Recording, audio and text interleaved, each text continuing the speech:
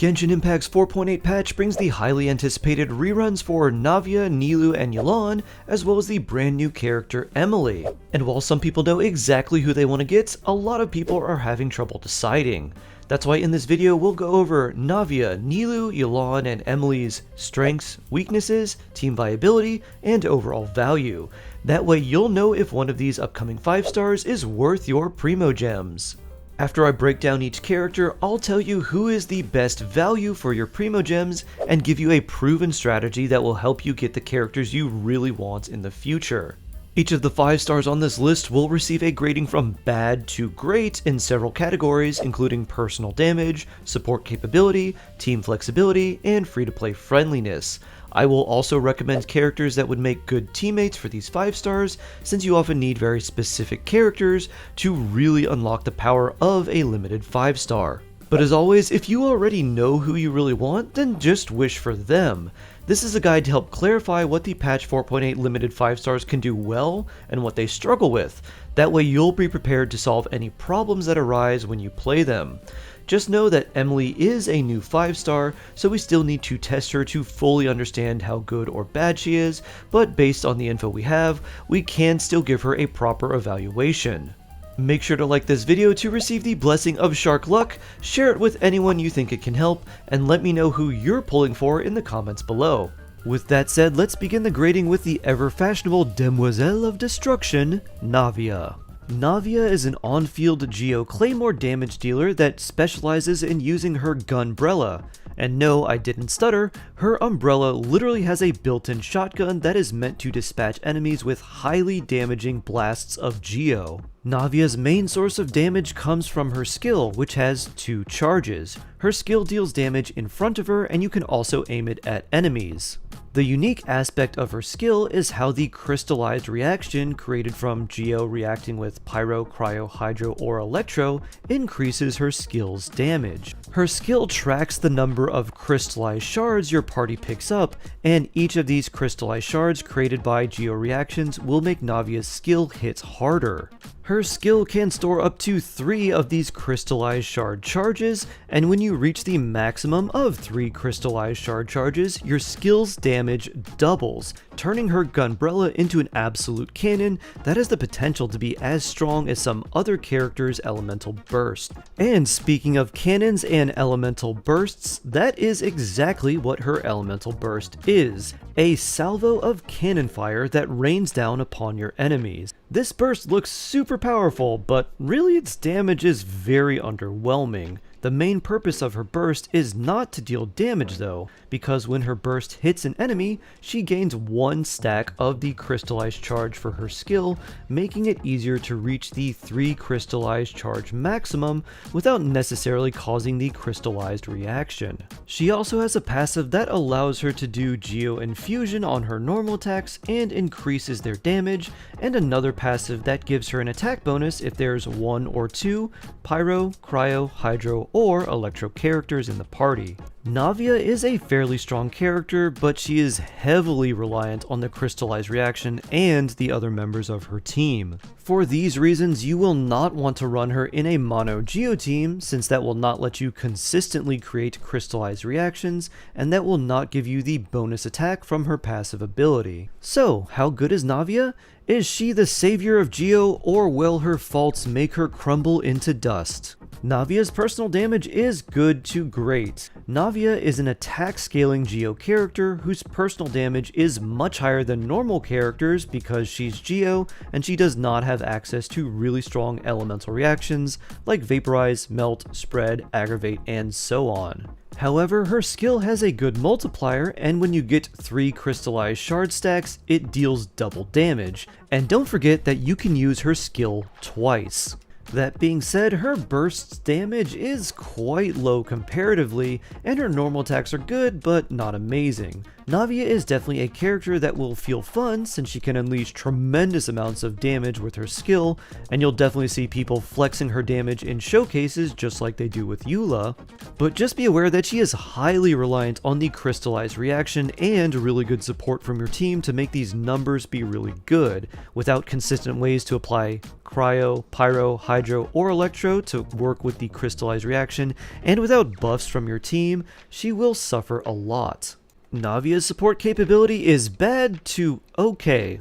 This is a bit of a weird one. Navia is an on-field damage dealer, and thus she does not bring anything to the team if she's not on field doing damage. However, she does not need to be on field that long. You can use her bursts, then get your 3 crystallized charges, then use her skill, then switch to other characters, then get 3 more crystallized charges and switch back to her and use her skill again. So she doesn't really need that much field time, especially when compared to someone like Cyno, but unfortunately there's not too many great options to fill the void when she's not on the field. Most other damage dealers need way more field time than Navia can give them, and so they don't really pair well together. So while her personal support capabilities are bad, she may be a decent sub DPS option in the future, but just be aware that expecting a character to be better in the future than they are right now is a very risky gamble that often does not pay out. Navia's team flexibility is good. For a Geo character, Navia actually has some pretty decent team options. She wants some combination of Pyro, Cryo, Hydro, and Electro characters,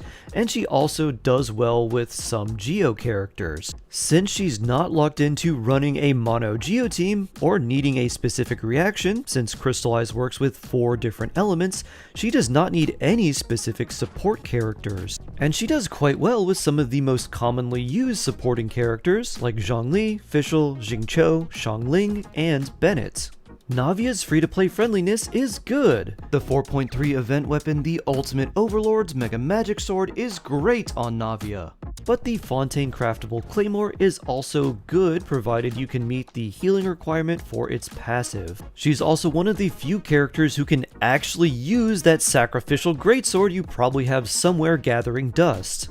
As far as team building options, she can work with many different characters, and since she doesn't need huge amounts of time on field, there is some flexibility to who you can use with her as well. But since her best supports are very in demand, they might be better used on other teams instead. Navia's overall rating is good. Navia is a good damage dealer, but not an overpowered one. Despite the damage per screenshot nature of her elemental skill, she's not some meta-breaking character. She's great at what she does, she can work with many different characters without being locked into specific character setups, like the way Hyperbloom teams are, and her stylish abilities will satisfy a lot of players. However, if you're a newer player or don't have a lot of good buffing characters or off-field damage dealers, Navia will feel pretty weak. She is definitely a character that is carried by her supports, but with the right setup she can feel quite strong.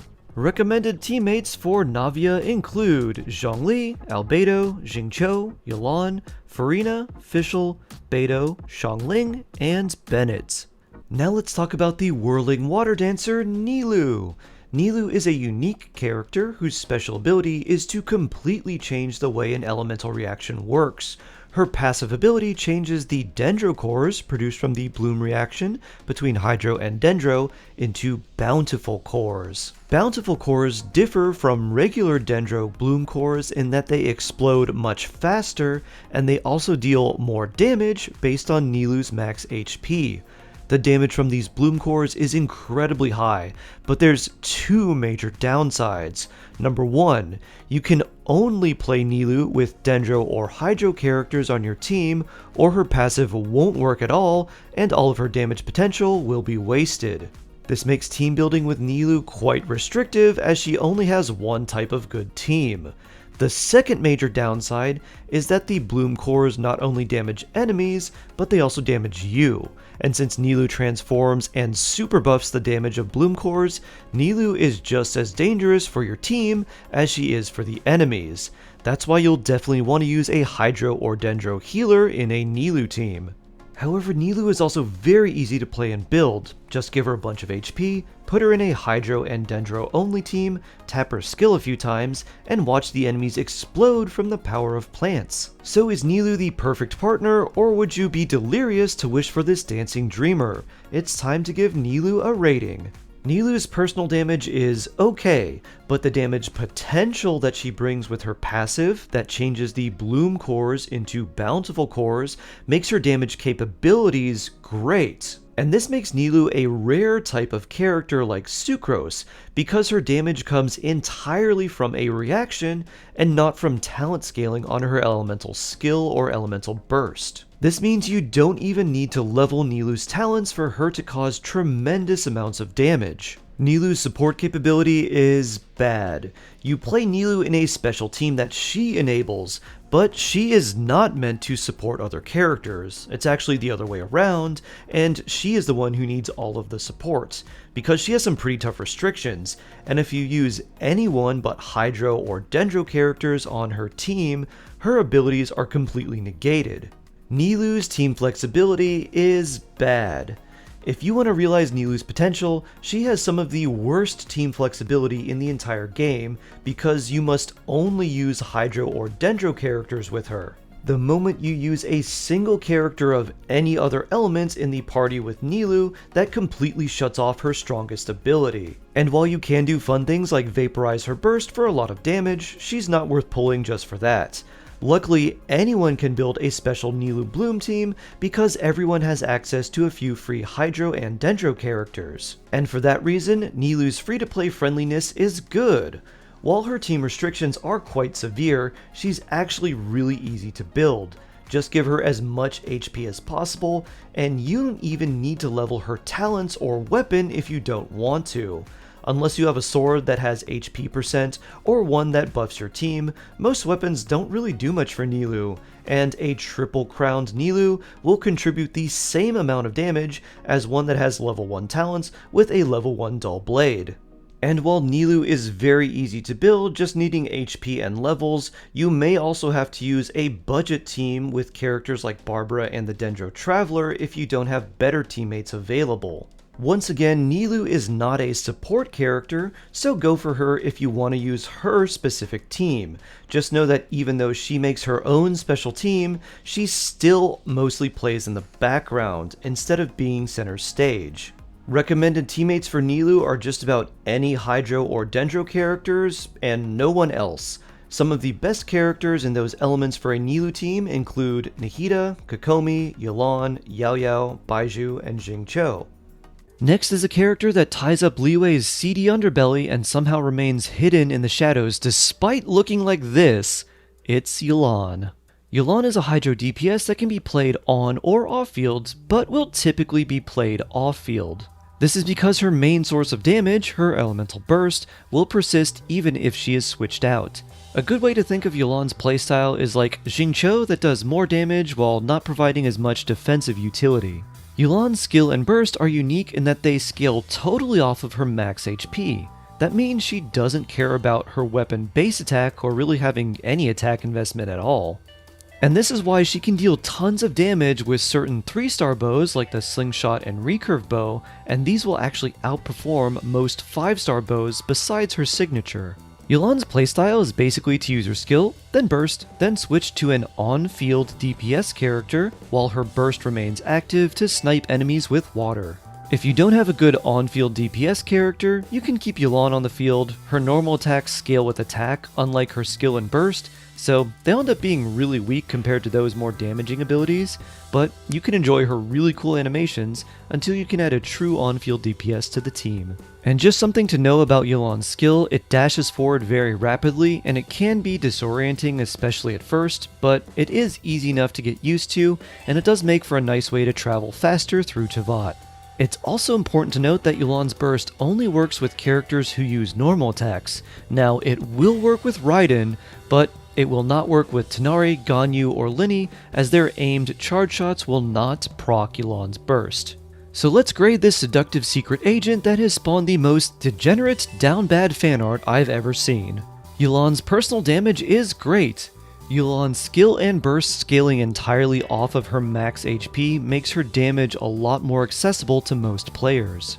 This is because you don't need the best weapons, and there's a lot less competition for offensive artifacts with HP, making her generally easier to build than most other characters.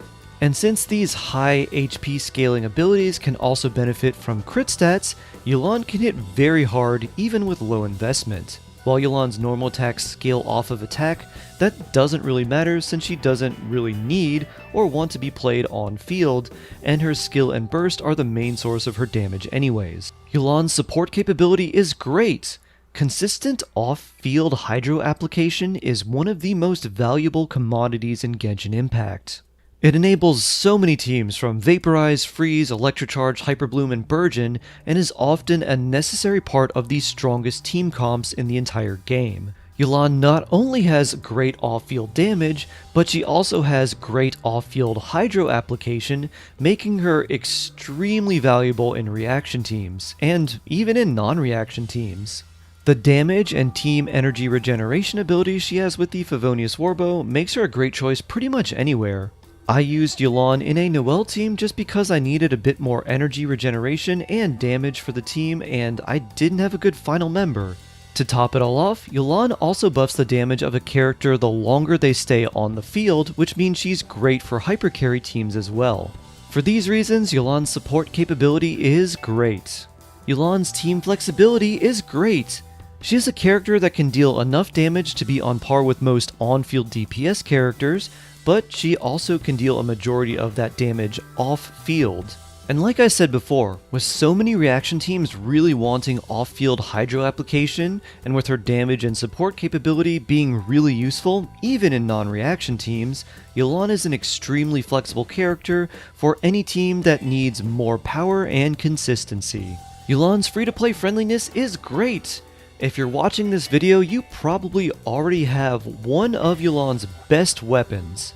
And no, I'm not talking about her signature weapon, the Aqua Simulacra, I'm talking about the Favonius Warbow, which is given for free to everyone at Adventure Rank 18. One of the major downsides to Yelan is that she needs about 200% energy recharge if she's the only Hydro character on your team.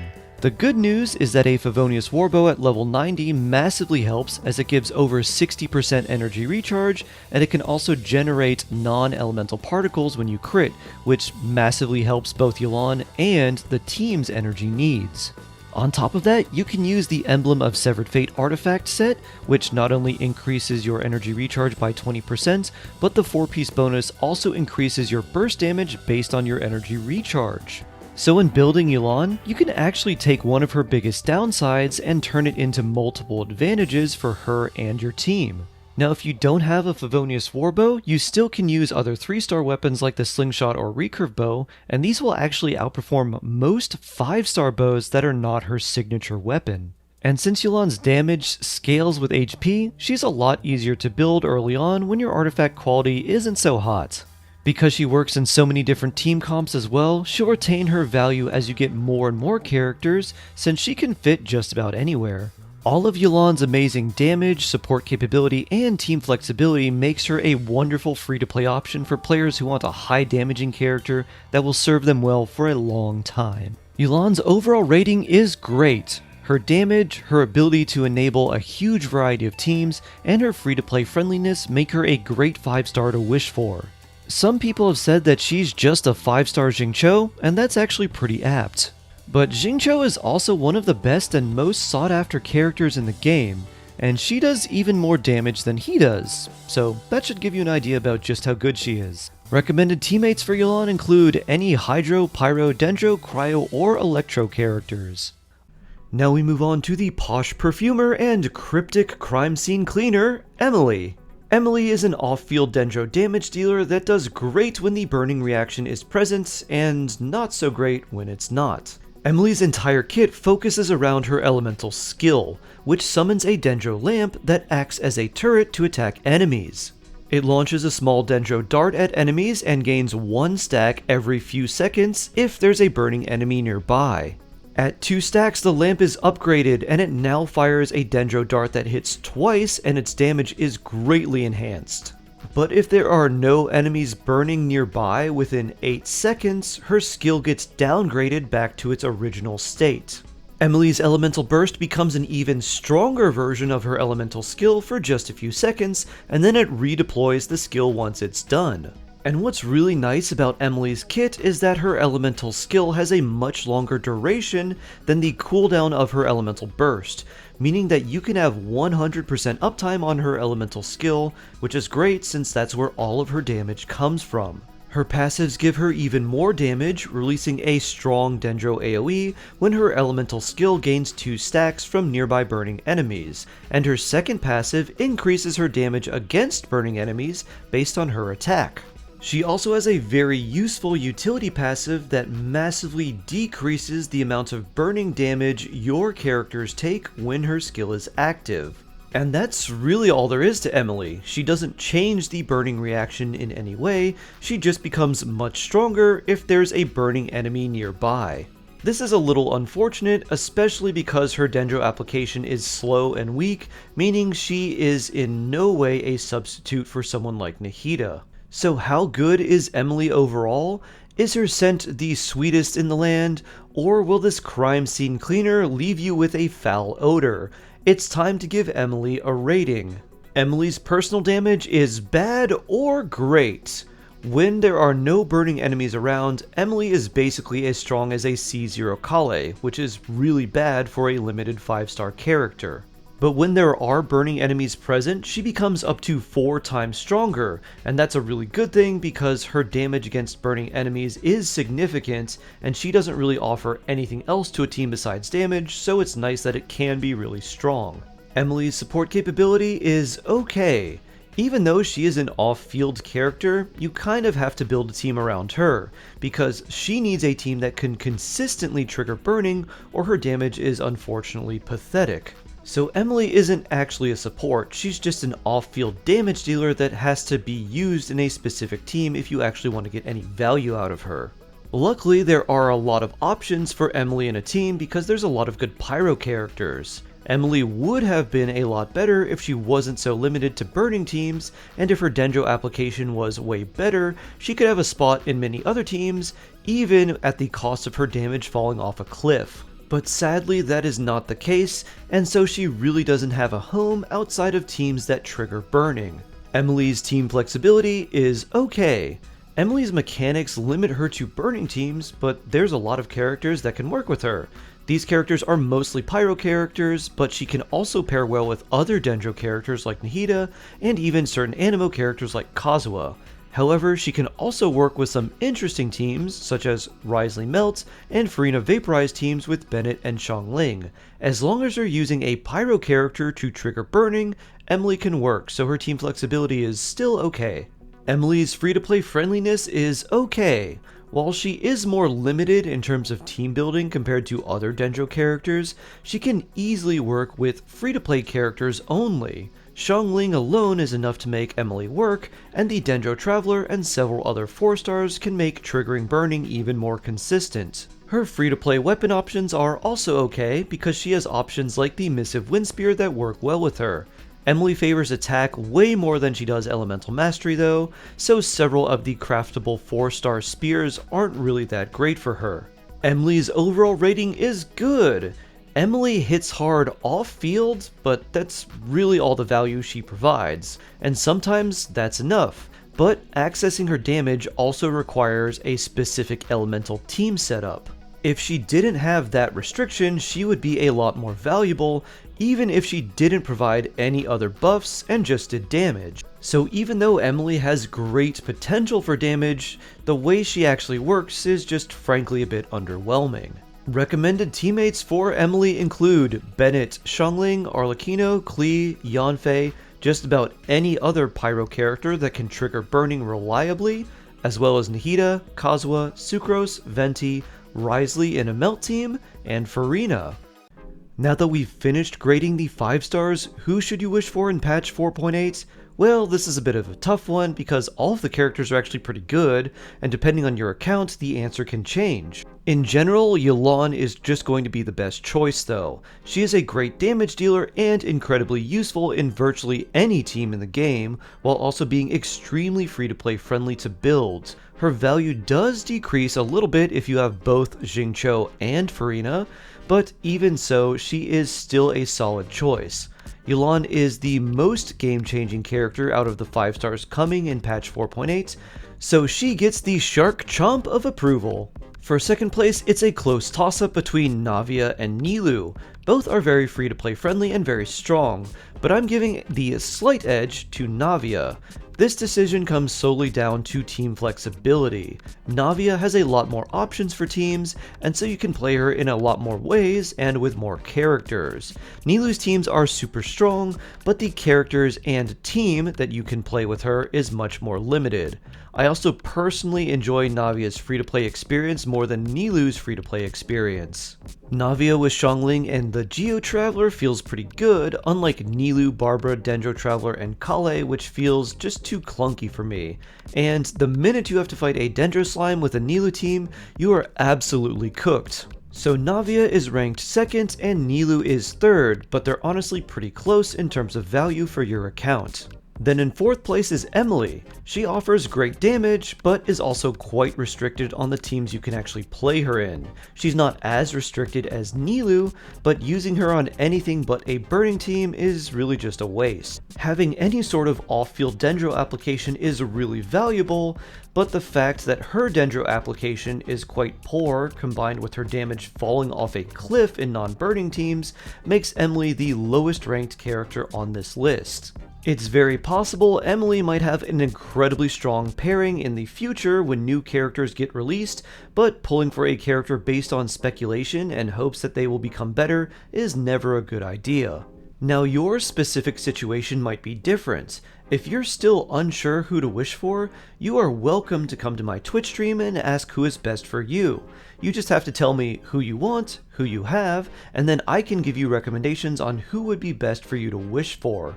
I stream daily in the mornings Eastern Standard Time, and you can come catch me live at twitch.tv/sharkheart. That's twitch.tv/SHARKH3ART. I hope this review has been helpful and clarified the value of certain characters for you. Please let me know which characters you're going for, and don't be afraid to stop by on Twitch and ask for my shark blessing. 50% of the time, it works 100% of the time.